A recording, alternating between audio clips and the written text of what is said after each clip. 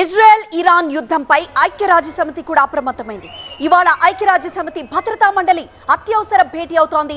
Israel పై Iran జరిపిన missile దాడులు, పశ్చిమాసియాలో యుద్ధ వాతావరణంపై చర్చించబోతోంది భద్రతా మండలి. రెండు పక్షాల మధ్య పోటాపోటీ హెచ్చరికలు, ప్రకటనల నేపథ్యంలో భద్రతా మండలి ఏం చెబుతుందో అన్నది ఇప్పుడు కీలకంగా మారింది. యుద్ధ భూమికి సంబంధించి దృశ్యాన్ని మనం చూస్తున్నాం. మిసైల్ పడిన తర్వాత కూడా ఒక లోతైన గుంట ఏర్పడింది.